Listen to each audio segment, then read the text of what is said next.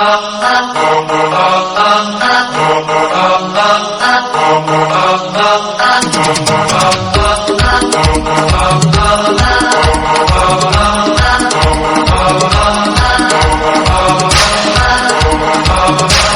भाई, क्या हाल है आप लोग के? ठीक है, आपका भाई आ गया है, सब ठीक है, खैरियत है। अच्छा, अब सीन ये है भाई कि कल एक शादी में जाना हो गया यहाँ पे कनाडा में।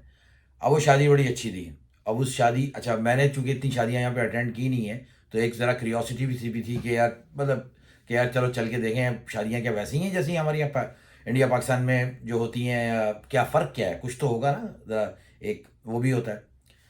पहुंचे शादी में, सब कुछ सीन था, ऑन था, सब कुछ वैसे ही था, मोरलेस था कि जो बैक होम में जो हमारी यहाँ शादियां होती हैं और उसमें जो खाना जो लगता है और जो 12-14 किस्म की जो डिशें होती हैं, तो वो तो ये होता है कि वहाँ पे जब खाना लग जाता है तो उसके बाद वंस एक बार जब स्टार्ट हो जाए तो लोग ऐसे उसके ऊपर टूटते हैं कि जैसे बिल्कुल यलगार मैदान जंग हो। ठीक है ना, उसके बाद वो आखिरी खाना है, उसके बाद कुछ मिलना ही नहीं है। ये होता है वहाँ।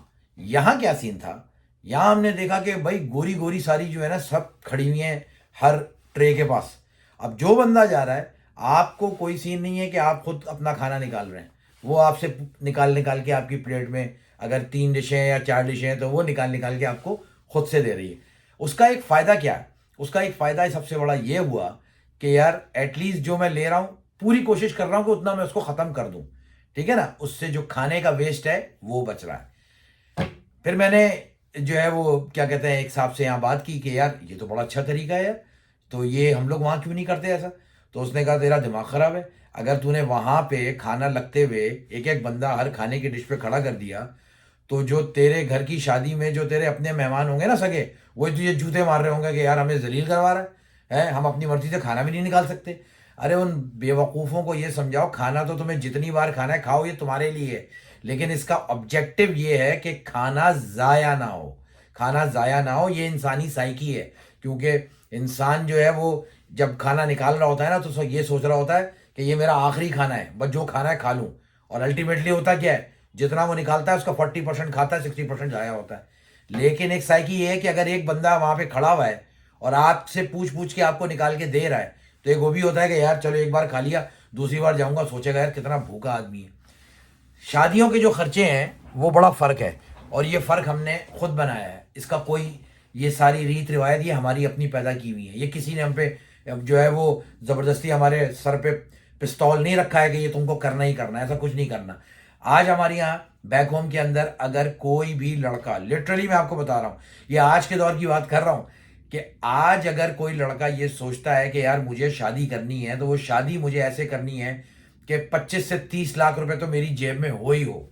ठीक है, अब महंगाई का रोना है, वो जो है वो आज आप जितनी भी महंगाई हो, मैं मानता हूँ कि महंगाई इफेक्ट करती है, लेकिन अगर आप डिसाइड कर लो कि यार आपने बहुत ही लिमिटेड बजट के अंदर शादी करनी है और जिस लड़की से करनी है वो वाले भी डिसाइड कर लें, तो कौन रोक रहा है आपको? कोई नहीं रोक रहा। ये हमारी अपनी जो है वो हमारी अपनी नीड्स और वांट्स हैं कि नहीं, हम चाहते हैं कि नहीं यार ये हमें करना ही करना है, तो जब ये लोचे पाल रहे हैं तो फिर खर्चा भी करना है। आप ये देखो कि यहाँ जो शादी होती है कितनी आसान है। दूल्हा दुल्हन गए चर्च में, 10 12 14 15 दोनों के मिला के रिश्तेदार वहाँ पे, चर्च के पिताजी ने जो है वो पढ़ा, पढ़ने के बाद उनकी शादी हुई, दूल्हा दुल्हन दोनों ने एक दूसरे को पप्पियाँ दी, गाड़ी में बैठे चले गए।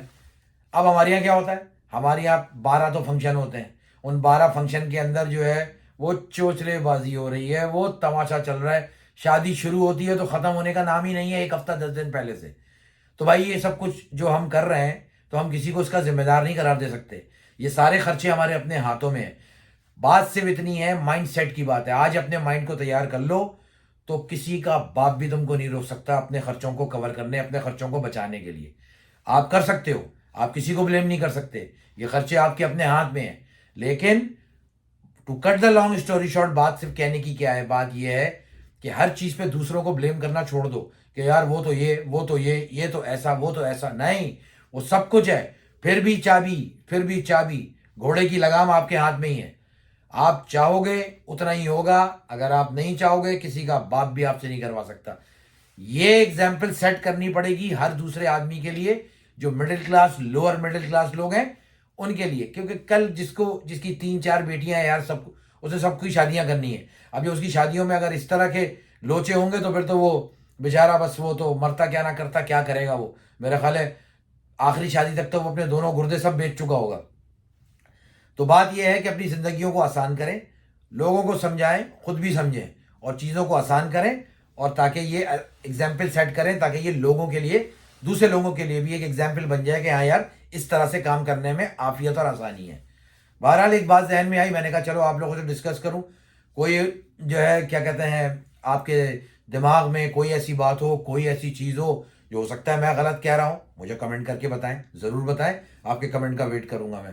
ठीक है जी, चलें, इतनी ही बात थी, बाकी फिर आगे देखते हैं, आगे अगले उसमें मुलाकात करते हैं, क्या आती है बात नई जहन में उसको लेकर आते हैं। तब तक के लिए राफ़क़त वस्सलाम।